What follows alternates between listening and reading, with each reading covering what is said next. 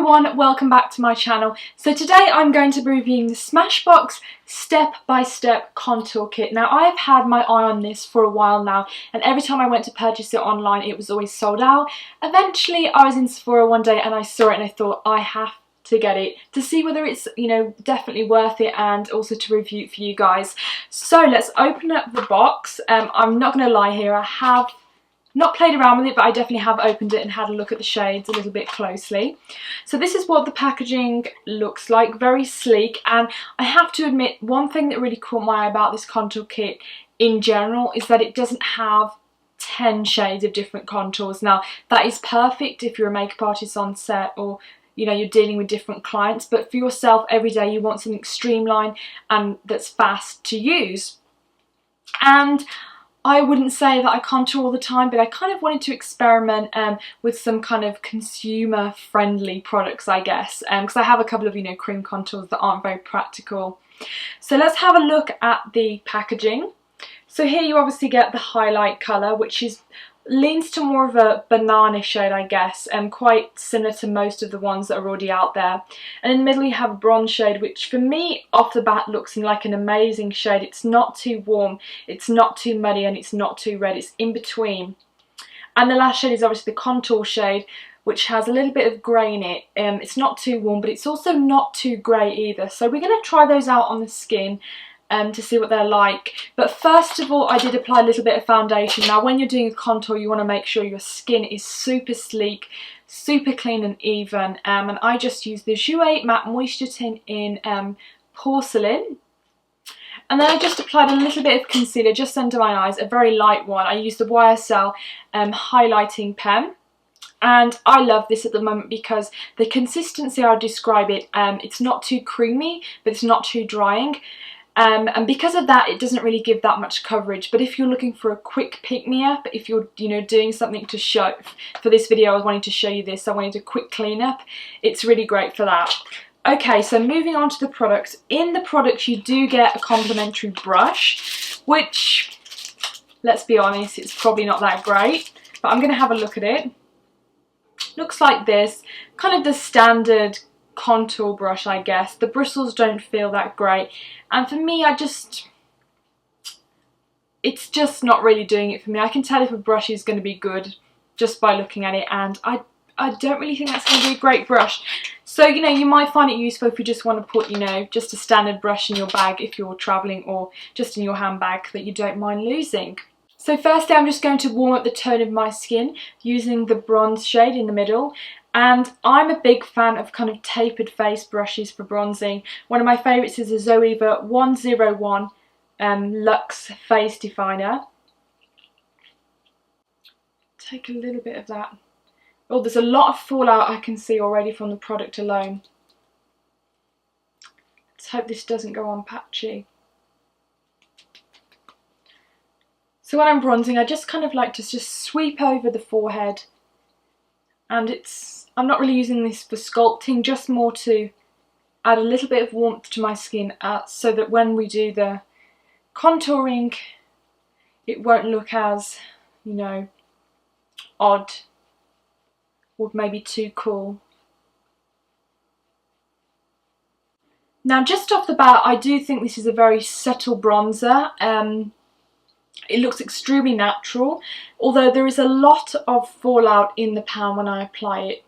So maybe that's something to consider or not. I do think it's one of the most subtle bronzers that I've ever tried though, and maybe that's a good thing. So moving on to the contouring, I'm going to be using this Nars brush here, and for the life of me I cannot pronounce the name of this brush. I mean, it's pretty unique, so you'll definitely be able to find it on the website.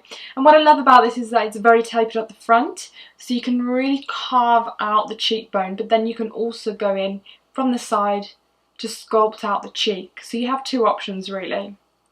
So I'm just going in with a small amount, tapping off a little bit on my wrist. Let's try this. Very natural so far. And the main thing when you're contouring is to go in with a very small amount and build up. Start as far as you can and then move forward, rather than go here, you know. because blending's all about layers and graduating everything. So now with nothing on the brush, I'm going to take it to the side and slightly blend it.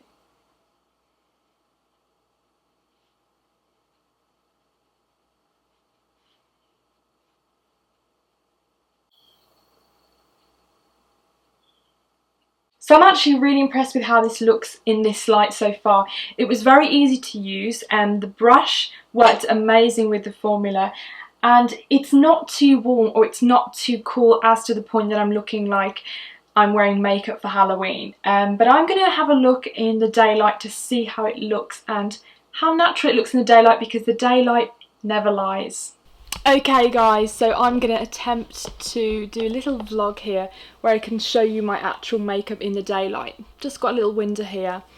And I'm basically looking for any warmth in the contour, because I think that's what really gives away a bad contour product. And at the moment I think it's a really nice balance between cool and warm tones.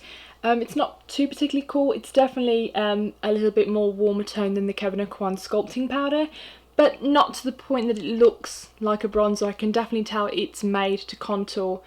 And I really like it. I would definitely wear this day to day even, probably just a little bit of less products, you know. I'm used to wearing quite minimal makeup, but I really like it. And I also wanted to point out that I really like the bronzer as well, because it doesn't seem to be very muddy. It just seems to have a nice little bit of warmth on the skin, but it doesn't look too much, you know. So if you kind of like to warm up your skin a little bit, but you don't want anything too, you know, out there, you may like it. But I'm really impressed with this product so far, and yeah, I think I'm going to give it a little thumbs up. So now moving on to the highlight colour. Now whenever I use a powder under the eye, whether it's a highlight, whether it's a setting powder, I always like to use a flat powder brush. Sometimes I use I think this is the Bobbi Brown blush brush. So I really like to use blush brushes for powdering under the eyes. This one is by Jenny Patinkin and this is the cheek brush. So I'm just taking a little bit of that, which I mentioned before, it really does pick a lot of product up. So I'm taking a little bit off and I'm just going to be pressing it under the eyes. But I'm really going to be building it up for the sake of this video so you can really see.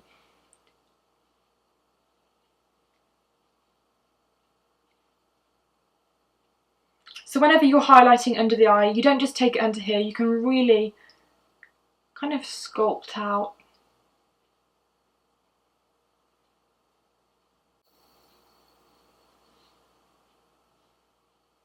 So the highlighting powder is actually surprisingly sheer, so if you have an NC20, kind of more of a golden skin tone like me, but you're still fairly pale, you may be able to get away with this. Whereas if you have more of a red, kind of cool undertone, it's going to look very artificial.